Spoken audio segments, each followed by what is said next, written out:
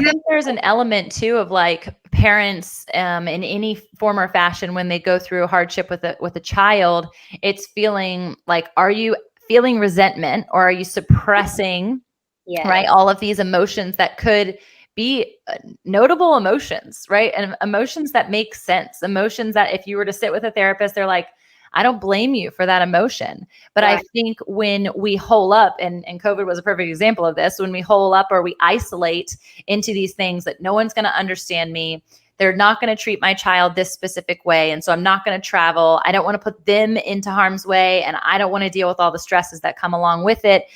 I mean, just traveling, just like I did with my child over borders or something in that regard.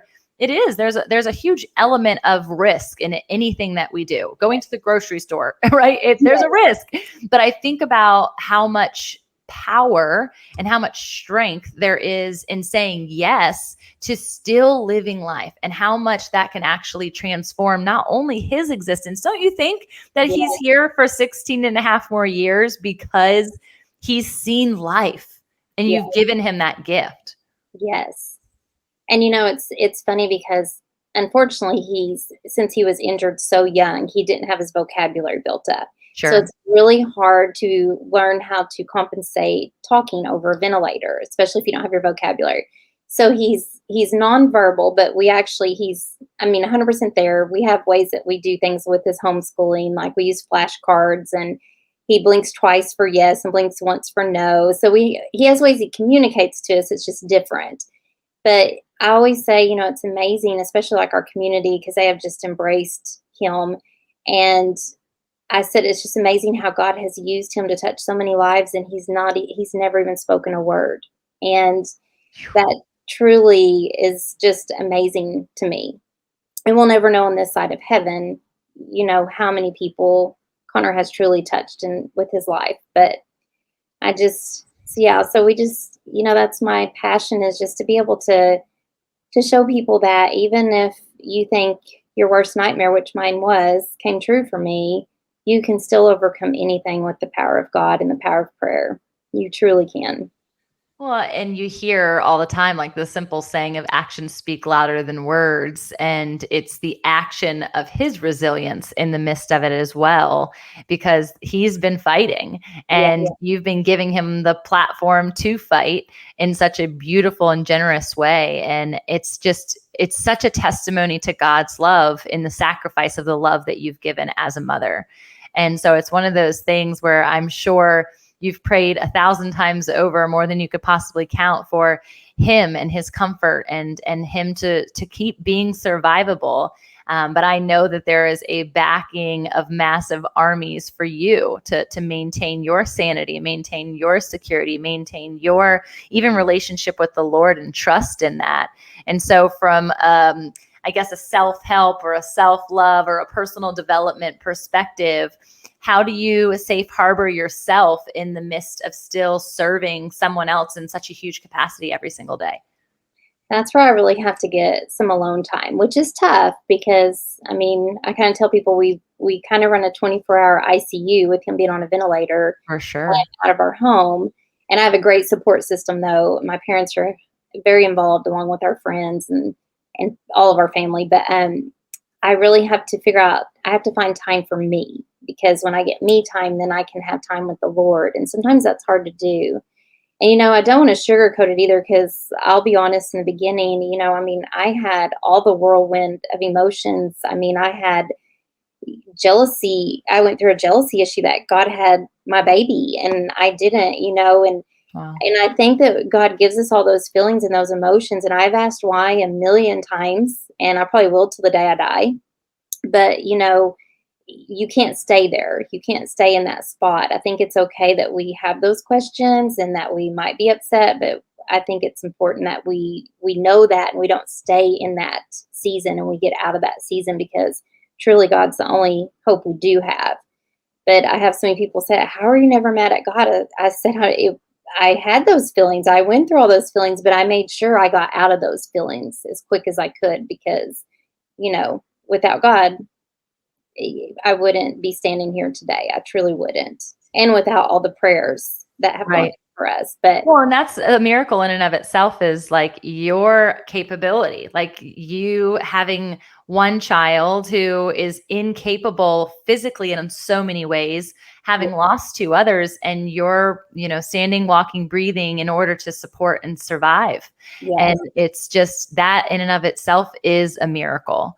And so I think through all of the people and the experiences that I've witnessed, I've had a friend who her husband was essentially had a brain tumor, and she was a full-time caretaker for him for nearly 8 years, I believe it was. And he was slowly, debilitating, and what it did to her home life, what it did to her life as a whole, in general, even as a mother, because she had multiple children with him, and watching somebody's life go away and deteriorate is just as traumatizing, but it happened so slow. So it was like all these questions that you're asking God about, like, when are you going to take this away, and not really ever having a solidified answer.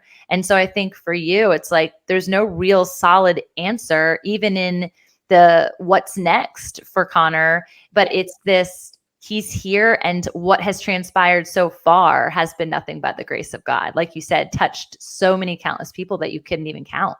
yes, yeah. It's truly only, I say that all the time, it's only by the grace of God that Yeah. we're both here today. And that kid has such a fighting spirit.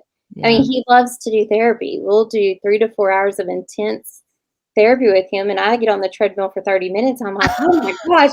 And he's ready for more. He's like, "Give me more. Throw it at me." I love that. He's a teenage firecracker. That's incredible. Now, from a socialization perspective with like your other children, does he come in because he has communicate and has that capability? Will he be in on family conversations or like things like that? Oh, yeah. That's cool. He gets involved in everything, so I love he that. usually he just sits back and laughs at us all because it's Silly. always yes. Well, I think like even for me, when I was just on I call it a second honeymoon, which sounds really weird. Like I got remarried. It was my same husband, 10-year anniversary and renewal. So we went on a 10-day Oh, honeymoon. And on it, I was processing like how often, especially as a podcaster, as a speaker, as a coach, like there will be days where I will literally talk out loud for 9 hours straight. wow. And to think through having to communicate without speech, what would Yeah. that look like? What would I be? What could I do? What couldn't I be? And it gives people such a different perspective of hope. And we know the power of listening. I can only imagine the wisdom that Yeah. he has. And even you've learned as being quiet and sitting with him. Yes. Absolutely. And, Well, I'm it's curious, as you say, like where you're going and how you anticipate to continue to serve the world. What does that look like?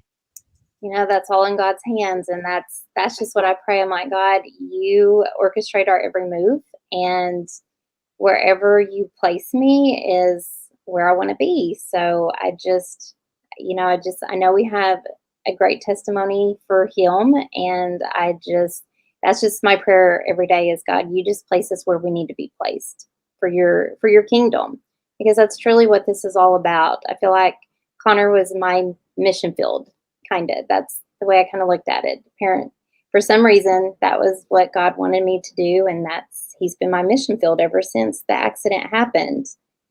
And it's funny because people are like, "You have such a great relationship with Connor." I'm like, "It's because I have to. We're together all the time, so it's totally different than it was before with my kids. Because you get busy and you have things going on, and they can take care of themselves to an extent, with playing and that kind of stuff when they're little, but."